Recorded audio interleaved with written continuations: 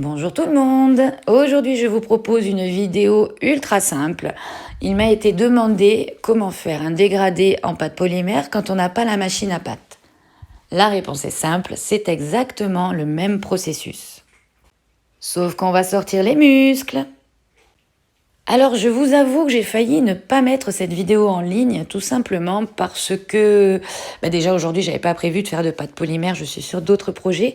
Et du coup, je trouve que j'ai un petit peu négligé la façon dont j'ai travaillé ma pâte. J'ai laissé la plaque s'élargir alors qu'il est tout à fait possible de la rétracter au fur et à mesure entre chaque étape. La plaque va donc s'élargir, c'est pourquoi j'ai quand même anticipé avec des pièces fines et longues sur la hauteur. Donc, je suis partie sur du brun et du vieil or, ou or riche, je ne sais plus, de chez Cernit. Cernit, c'est une excellente marque de pâte polymère. À mon sens, c'est celle qui me correspond le mieux. Elle me correspond mieux que la Fimo. Oui, la Fimo, je la travaille de temps en temps, mais j'ai une préférence pour Cernit. On va bien souder les deux parties. Et vous allez voir qu'en fait, on commence, c'est impératif, on commence par bien faire chevaucher les deux teintes. 2, ça peut être 3, 4, 5, autant que vous voulez. Mais il faut que ça se chevauche impérativement. Et on va toujours replier la pâte dans le même sens.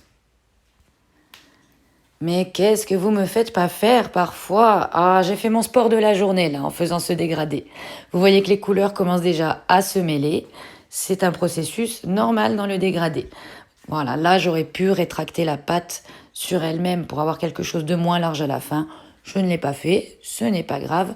L'idée principale en tout cas et les étapes principales sont là dans la réalisation d'un dégradé pour les débutants. Si toutefois vous avez envie de vous prendre une machine à pâte et que vous êtes débutant, c'est pas là qu'on va se mettre à investir dans les grosses machines ou le moteur ou autre.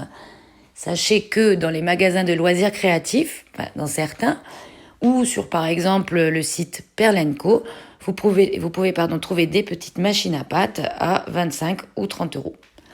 Là maintenant, je vous montre juste une petite astuce pour avoir une plaque fine et régulière.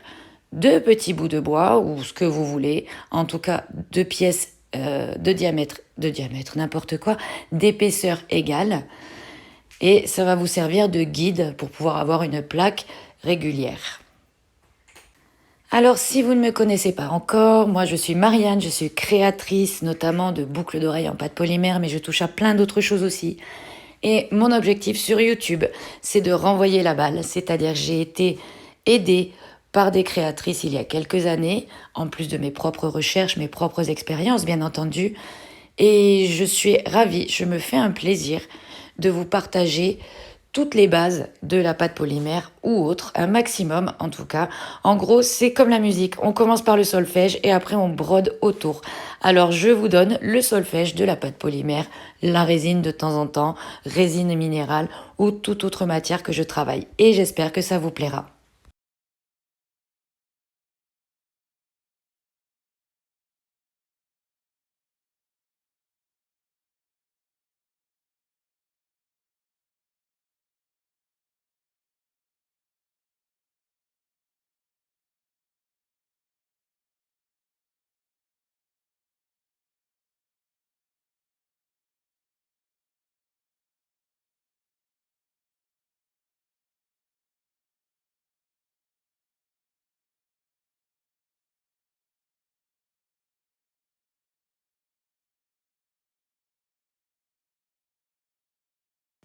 J'espère que cette vidéo vous aura été utile et je reviens très vite, dès que possible, dira-t-on.